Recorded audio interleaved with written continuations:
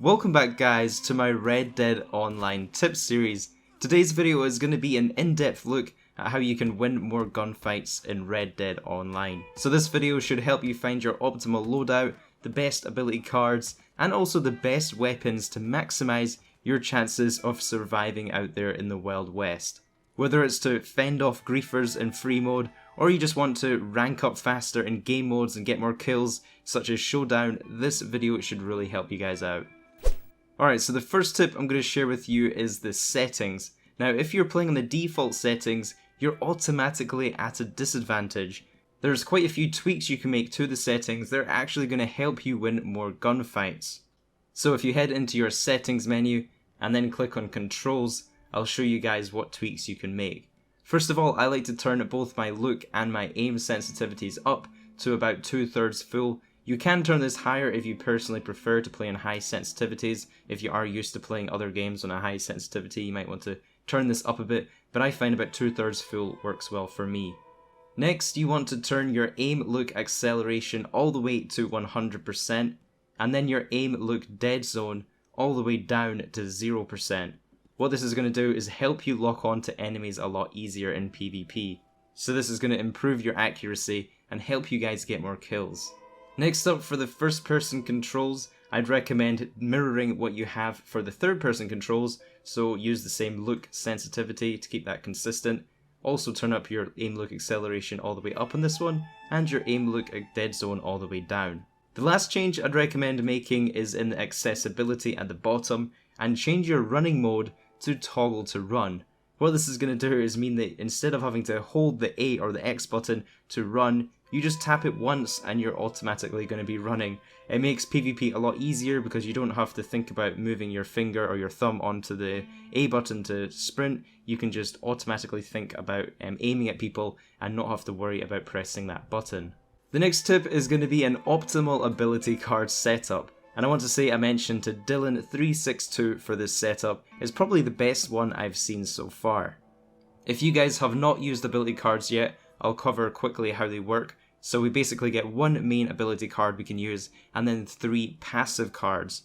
You unlock your first passive slot at level 10, your second slot at level 20, and then your third passive card, which I personally haven't unlocked yet, but you get that one at level 40.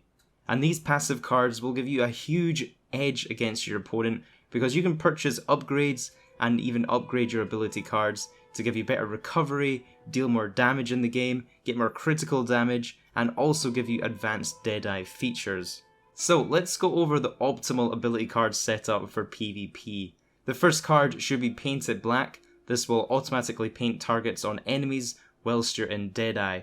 This has actually won me quite a few gunfights using this one, and even at people at quite a far distance you can also mark headshots on them, so it can be very effective at taking out enemies. For your first passive card, I'd use Come Back Stronger. This card will give you passive health regeneration, and the more you upgrade this card, the more you're going to be able to upgrade your health, so obviously this is a very fundamental card. The second passive card should be Peak Condition. This one will actually give you more damage as long as your stamina bar is above 75%. So this should be an easy requirement to have over 75% stamina, because every time you die or respawn in the game, you're going to have 100% stamina. So you should always be getting a boost to your damage with this card. This will quite often mean if you hit an enemy in the torso, it will actually be a one-hit kill on them because you're getting that damage buff. So even if you do miss the headshot with a powerful rifle, it still can be a one-hit kill. When you get level 40 and can unlock the third card, I recommend using Winning Streak. This card essentially means the more bullets you land on someone, the more damage they're going to do.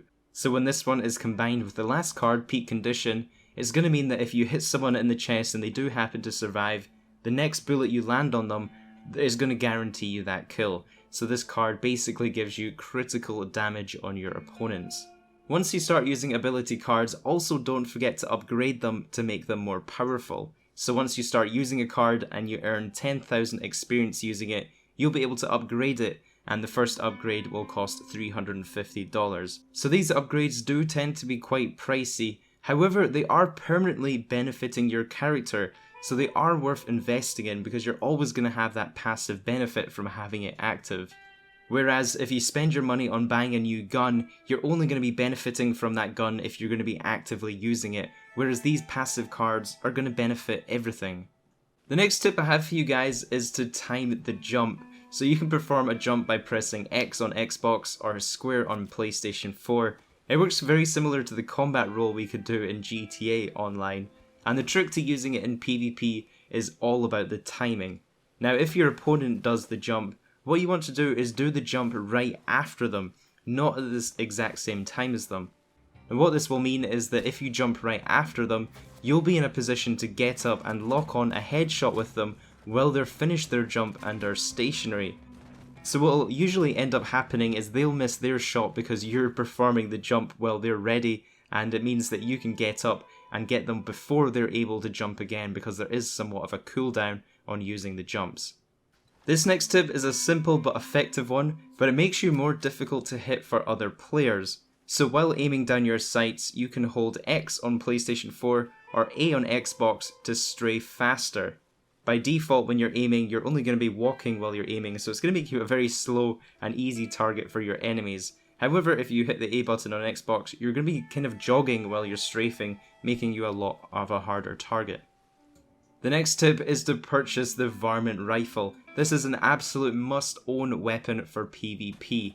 If you're not using this weapon in Showdown game modes, you're just going to be at a huge disadvantage because pretty much every other player is using this weapon. When you learn to get headshots with the Varmint Rifle, you can pick off your enemies with headshot after headshot very quickly and easily. And it has such a high rate of fire, if you do miss a headshot, you can just shoot again extremely quickly. It's not like using a repeater or a bolt action rifle where you have that long delay before you can fire another round if you miss a shot. The best way to use this weapon is just to aim at your opponent, slightly flick up the aiming reticle to get the headshot for a one-hit kill. It's not recommended to shoot someone in the torso with the Varmint Rifle because it's going to take them so many bullets to actually kill them. Next up, make sure you use executions when you have the opportunity. So if being stealthy is an option, what you want to do is grab enemies and take them out with your knife. Meleeing someone is going to give you 10 XP, and the execution is going to give you another 10 points per kill. And then obviously you have the kill on top of that giving you another 5 points. So in total that's 25 experience per kill, and more than that if you have the Ultimate Edition and getting the XP boost. So this can really stack up over time and help you earn experience in the game much faster by just stealth taking out execution enemies. The next weapon that is definitely worth owning is the bow. Now a headshot with the bow is an instant one-hit kill. You can sometimes also get a one-hit kill to their torso, but you're pretty much guaranteed at least a 2-hit kill with the bow. The best part about the bow is how stealthy you can be with it. When you're shooting an arrow, there's no smoke or tracer line indicating where that bullet came from. The arrow is just going to come out of nowhere, make very little noise or indication of where you are, helping you stay in stealth and helping the enemy not know where you are to turn around or give them any opportunity to revenge you. At the higher levels you can also unlock recipes to craft better arrows, and then you're guaranteed one-shot kills every time. The bow is a very powerful weapon. Next up are split point rounds. So at rank 28 you can unlock split point rounds from purchasing the split point pamphlet from a fence and then reading it. Crafting split point rounds will give you a huge advantage in competitive situations as you'll be dealing more damage per bullet. And not only that, but every kill that you get using split point rounds will actually give you an XP bonus for using special ammo. So using these special rounds are going to help you rank up even faster. The pamphlets are pretty pricey, but I do believe they actually got a slight discount from update 1. The next tip is to make sure you're using gun wraps on your weapons. As you guys all know, guns require regular maintenance and you have to keep cleaning them, otherwise their performance will decrease. However, if you purchase a gun wrap at the gunsmith, this is actually going to slow down the rate your weapons degrade, meaning you have to clean them less often. And the more your weapons degrade, the lower their damage and the lower their accuracy will be, so using gun wraps can actually keep your weapons as powerful as possible for longer. And that leaves me with the 10th and final tip for you guys, and that is to make use of Deadeye. Now a mistake a lot of players use is not using Deadeye in the competitive modes. So every time you get a kill in PvP, you're going to replenish part of your Deadeye meter. And the thing you have to watch out for is that your Deadeye cores won't be refilled after death like your stamina and health cores are, so that means that you have to get the kills to restore your Deadeye meter and then use your Deadeye within that life, or you risk losing it if you die. The Deadeye does work a little bit different from how it does in single player. It won't have the slowing down effect time like it does in single player. However, it can be used to very quickly paint targets on your opponents. Now there's actually also a whole ability card setup that you can use to boost your Deadeye. Now this is quite a high level ability card setup. I want to give credit to the Bird of Hermes, I think that's how you pronounce his name, for this specific card setup. And this is quite a high level setup. I believe he's rank 85 in Red Dead Online. So a lot of these cards are more high level cards, but they can make your Deadeye very, very powerful. So to go over this card setup, first of all is the rank 24 card, Slow and Steady. This one will make you take less damage and mean a headshot will not kill you while you're in Deadeye. As you can imagine, this card is very, very powerful, so if you're in Deadeye and someone tries to shoot you with a headshot, you're going to survive it, meaning you can turn on them and get the headshot on them and be able to kill them. It's Woody actually made a video showing how powerful this card is, and as you can see, he's just absolutely soaking up bullets and then returns to get one headshot on this enemy, and he probably thought he was a hacker or something from the amount of damage he was able to soak up there.